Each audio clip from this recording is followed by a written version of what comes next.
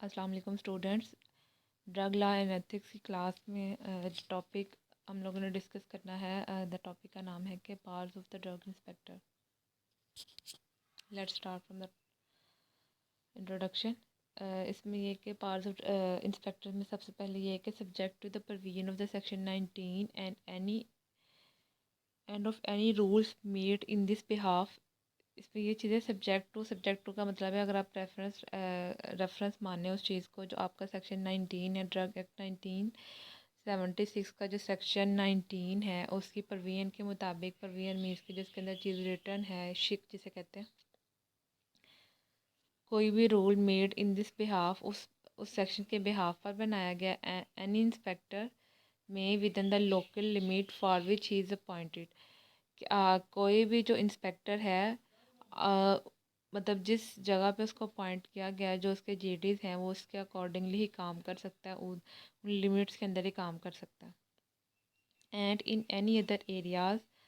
With in the permission of the licensing authority. और दूसरे areas, मतलब उन एरियाज में वो काम कर सकता है, या उसकी जो ड्यूटीज़ हैं वो हो सकती हैं जो उसको लाइसेंसिंग अथॉरिटी ने अलाउ की हैं कि ये इंस्पेक्टर अपनी ड्यूटीज़ के अलावा ये काम कर सकता है। फर्स्ट है inspect any premises where in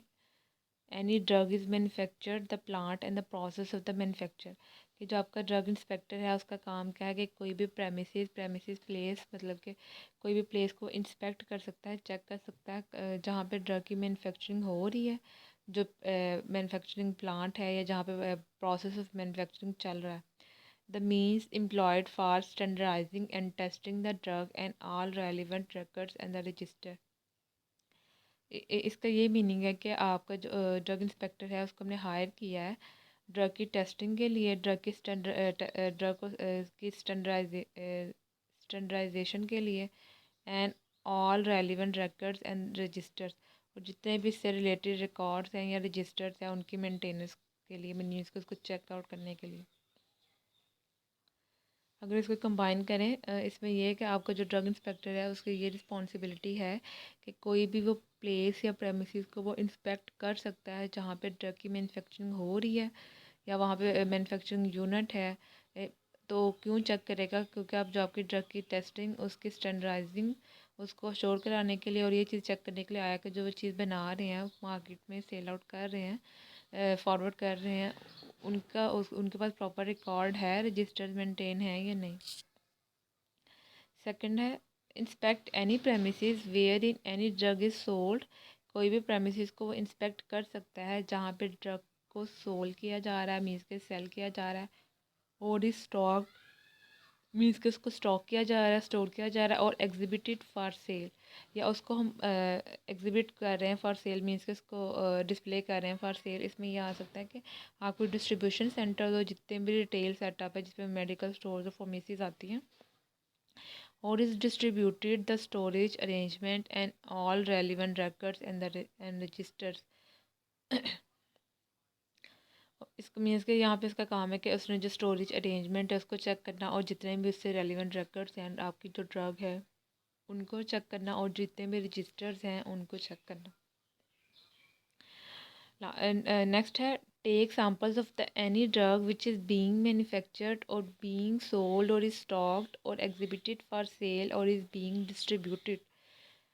first में हमने चेक किया कि किसी भी मैन्युफैक्चरिंग प्लांट को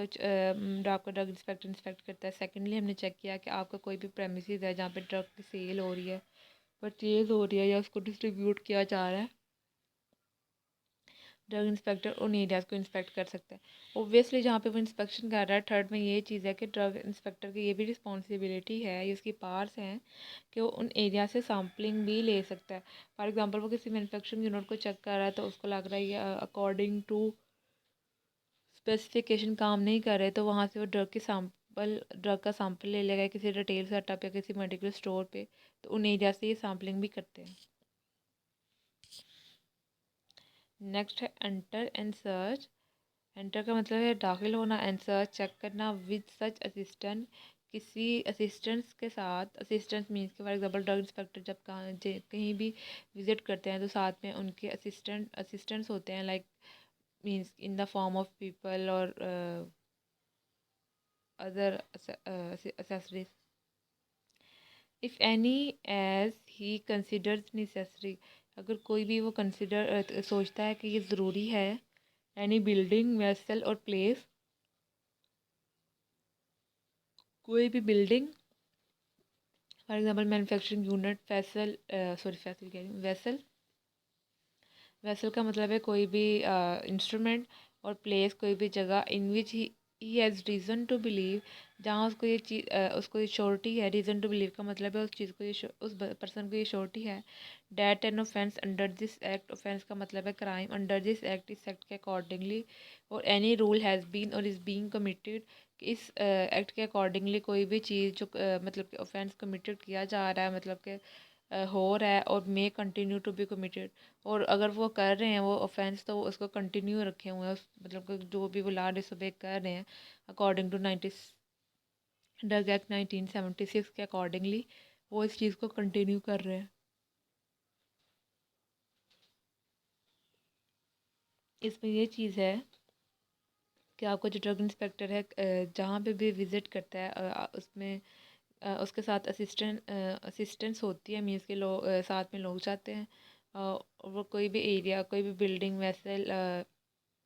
या प्लेस को इंस्पेक्ट कर रहे हैं, उन जहाँ पे उनको इस चीज़ की श्योरिटी है कि आया कि इस जगह पे क्राइम मीन्स के ऑफेंस, वो आप कोई भी इंडस्ट्री है या मेडिकल स्टोर है या फार्मेसी सेटअप है, वो उस मीन्स के जो उनका ऑफेंस है उसको कमिट कर रहे हैं, रूल्स को बे नहीं कर रहे, तो वो वहाँ पे विद असिस्टेंस क्या करेगा, एंटर होगा और सर्च आउट करेगा चीज़ों को। नेक्स्ट है call any person to be present as witness in the course of search, call any person के किसी पर्सन को वो कॉल करेगा, बुला लेगा, टू बी प्रेजेंट कि वो प्रेजेंट हो एज विटनेस, गवाह के तौर पर, इन द कोर्स ऑफ सर्च, जब वो सर्च कर रहा होगा ड्यूरिंग सर्च, और सीज़र मीन्स के कोई वो चीज़ पकड़ेगा, लाइक उसने सैम्पलिंग की है, और in connection with any other matter, या इससे रिलेटेड कोई और मतलब कि इशू हो, where the presence of the witness is necessary, जहाँ पे आपके जो विटनेस है उसकी प्रेजेंस क्या है, ज़रूरी है। इस चीज़ में ये मेंशन है कि एक तो ये कि अगर वो किसी जगह पे मीन्स के विज़िट कर रहा है, तो वहाँ पे अगर उसको विटनेस भी चाहिए, तो विटनेस के लिए वो किसी भी पर्सन को कॉल कर लेंगे, जहाँ पे मतलब कि रिक्वायर्ड है कि आपके मतलब लॉ कह रहा है, रूल्स कह रहे हैं कि यहाँ पे आपके पास कोई पर्सन हो कि उसने देखा हो कि हाँ ये डिसोबे कर रहे हैं, जो आपने सैम्पलिंग की है आपने किसी बंदे के प्रेजेंस में की है, तो वो चीज़ बताइए हम। नेक्स्ट है C such drugs and all materials use in the manufacture thereof and any other articles, seize का मतलब है पकड़ लेगा, कैप्चर कर लेगा, होल्ड कर लेंगे सारे ड्रग्स और उससे रिलेटेड जितना भी मटीरियल है जो मैन्युफैक्चरिंग में यूज़ हो रहा है, एंड एनी अदर आर्टिकल्स, कोई भी मतलब कि एसेसरीज, इंक्लूडिंग रजिस्टर्स, जिसमें रजिस्टर्स आ जाएंगे, कैश मेमोज आ जाएंगे, इनवाइसेस आ जाएंगे, बिल्स आ जाएंगे, which he has reason to believe में फर्निश, जो उसको इस चीज़ की श्योरिटी दे रहे हैं कि मैं फर्निश एविडेंस, एविडेंस के तौर पे आप उसको पेश कर सकते हैं, of the commission of an offence, कि उन्होंने ये ऑफेंस कमिट किया था, पनिशेबल अंडर दिस एक्ट, जो कि पनिशेबल है इस एक्ट के अकॉर्डिंगली, और ड्रग एक्ट 1976 के रूल्स के अकॉर्डिंगली। इसमें ये चीज़ है कि आपने जब आप किसी जगह पे प्रेमिसेस में ड्रग इंस्पेक्टर विज़िट करता है, अब वो चीज़ डिसोबे कर रहे हैं, तो वो जो चीज़,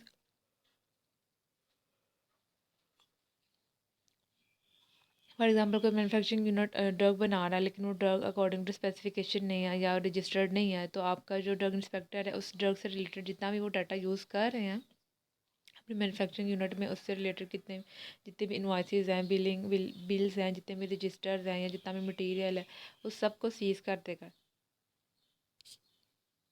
next require any person to appear before him at any reasonable time and place to give statement, require any person के उसे एक ऐसा पर्सन रिक्वायर होगा कि जो किसी भी टाइम अपेयर हो सके at any reasonable time, means कि किसी भी टाइम एंड प्लेस जगह पे, टू गिव स्टेटमेंट के बयान देने के लिए, असिस्टेंस और इंफॉर्मेशन रिलेटिंग टू और in connection with the investigation of an offence, के जो उसको असिस्ट कर सके ड्रग इंस्पेक्टर को, जब वो मीन्स के कार्रवाई हो ड्रग कोर्ट में प्रोसीडिंग हो उसकी केस की, with the investigation of an offence under this act और द रूल्स। ये चीज़ प्रीवियसली हमने डिस्कस किया था कि लाइक वो किसी पर्सन को कॉल करेगा कि एज ए विटनेस, देन वो कह रहे हैं कि वो पर्सन जो उसने जिसको कॉल की है वो किसी भी टाइम पे किसी भी प्लेस में इस तरह हो कि वो किसी भी टाइम पे किसी भी प्लेस में जब ड्रग इंस्पेक्टर को रिक्वायर हो अकॉर्डिंग टू मतलब कि कोर्ट की प्रोसीडिंग के लिए वो हाजिर भी हो सके और वो मतलब असिस्ट कर सके या बता सके कि हाँ हाँ मैंने ये देखा है ऐसे ही था और इस तरह। Provided that the exemption under section 132 and 133 of the Code of Civil Procedure 1908 Act 5 of 1908 shall be applicable to requisition for attendance under this clause। इसमें ये चीज़ है कि जो कोड ऑफ सिविल प्रोसीजर एक एक्ट है उसके जो सेक्शन 132 133 उसमें मतलब कि किसी पर्सन के बारे में लिखा है कि उसको अटेंडेंस के लिए क्या क्या रिक्वायरमेंट है कि कैसे कैसे होना चाहिए। जो ये क्लॉज हमने अभी डिस्कस की है ना कि मतलब वो किसी भी टाइम पे किसी भी प्लेस में हाजिर हो सकता है, जो कोड ऑफ सिविल प्रोसीजर की जो सेक्शन 132 133 में जो मेंशन किया है ना, वो इस चीज़ को फॉलो नहीं करते। एग्जाम्शन का मतलब है इसको डिसोबे करते हैं, मतलब वो इसके अंडर नहीं आते। Lock and seal any factory, जो आपका ड्रग इंस्पेक्टर है लॉक कर सकता है सील कर सकता है कोई भी फैक्ट्री को, लेबॉर्ट्री को जैसे क्वालिटी कंट्रोल लैब है, शॉप को फॉर एग्जाम्पल मेडिकल स्टोर या फार्मेसी है, बिल्डिंग को इसे मैन्युफैक्चरिंग यूनिट ही कर ले, स्टोर हाउस और गोदान,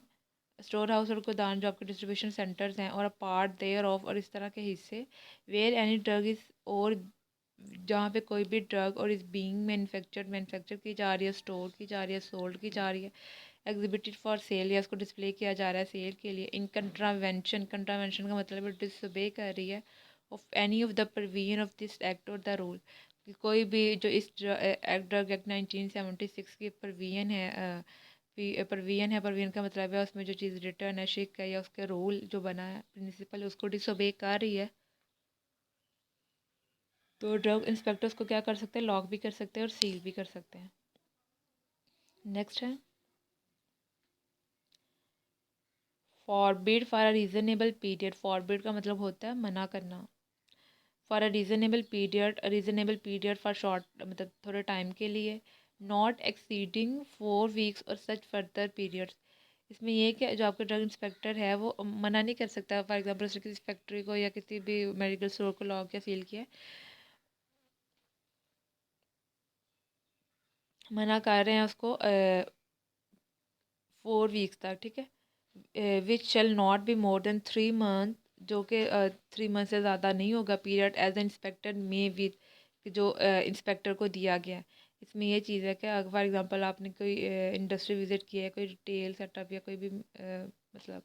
डिस्ट्रीब्यूशन सेटअप विज़िट किया है, तो आपको जो ड्रग इंस्पेक्टर है किसी भी पर्सन को फॉरबिड का मतलब है वार्निंग देगा। मैक्सिमम कितनी वार्निंग होगी, 4 वीक्स तक की होगी या 4 वीक से लेके मैक्सिमम 3 मंथ्स तक, मतलब कि किसी एरिया में अगर वो डिसोबे कर रहे हैं ड्रग इंस्पेक्टर्स को पहले नोटिस भेजेंगे कि आया कि आप इस चीज़ को चेक करें कवर करें, मैं नेक्स्ट विजिट करूँगा, आप इस चीज़ को क्लियर करें ना। तो वो कह रहे हैं कि वो जो वार्निंग है फॉरवर्ड का मतलब है जो वार्निंग है मना कर रहे हैं वो मैक्सिमम 3 मंथ्स तक होगा। The approval of the Provincial Quality Control Board, the Central Licensing Board, the Registration Board, or the Licensing Authority, as the case may be specify any person in charge of any premises। वो कह रहे हैं जैसे कि आप for example वो कोई भी मतलब डिसोबे का मतलब किस लेवल का केस है, PQCB लेवल का है, लाइसेंसिंग से रिलेटेड है, रजिस्ट्रेशन से रिलेटेड इशू है या लाइसेंसिंग अथॉरिटी से रिलेटेड है,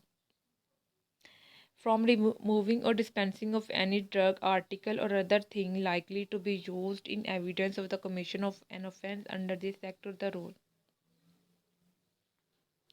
वही बात जो मैंने आपको बताई कि मतलब कि जो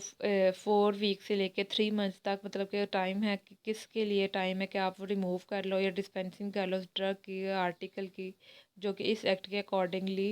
मतलब कि आपने वो ऑफेंस कमिट किया है उसको रिमूव करने का इतना टाइम है 4 वीक से लेकर 3 मंथ्स तक। अदरवाइज जब वो इस टाइम पीरियड के बाद अगर ड्रग इंस्पेक्टर विजिट करने आपने वो चीज़ क्लियर नहीं की तो आप पनिशेबल हो। नेक्स्ट है exercise such other parts as may be necessary for carrying out the purposes of this act और एनी रूल्स। एक्सरसाइज का मतलब होता है इम्प्लीमेंट कराना या डू मतलब डूइंग या do. Exercise such other parts के ड्रग इंस्पेक्टर ये भी दूसरे भी मतलब काम करता है एज में भी नेसेसरी जो कि ज़रूरी है for carrying out the purpose of this act. जो इस एक्ट के और इस एक्ट के अंदर जो रूल्स मेंशन है उन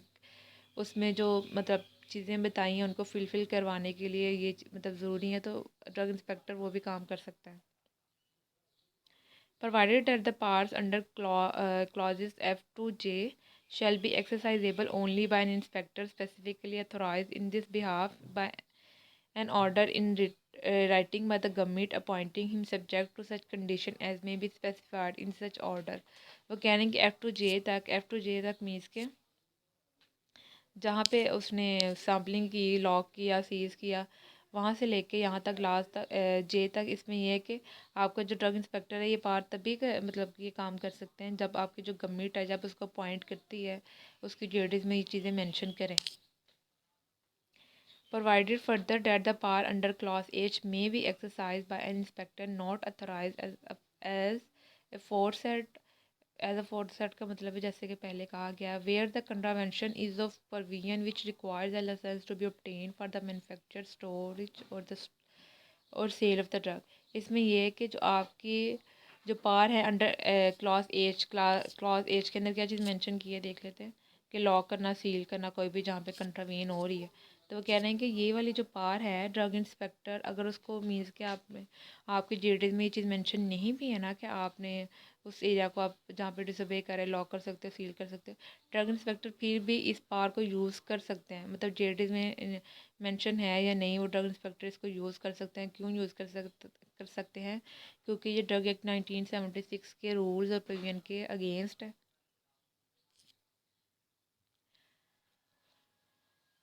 देन है the provision of the code of the criminal procedure 1898। जो कोड ऑफ क्रिमिनल प्रोसीजर 1898 इसमें क्या है insofar as they are not consistent with the provision of this act shall apply to searches and the seizures made under this act। इसमें ये mention है कि जो code of criminal procedure एक law है वो दे आर नॉट इनकंसिस्टेंट का मतलब होता है कि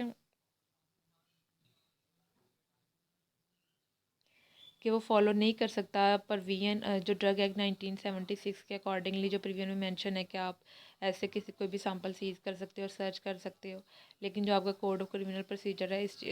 चीज़ को फॉलो नहीं करता। उसके अपने रूल्स और रेगुलेशंस हैं about search and seizure of seizing of sample सीजरिंग। ओके।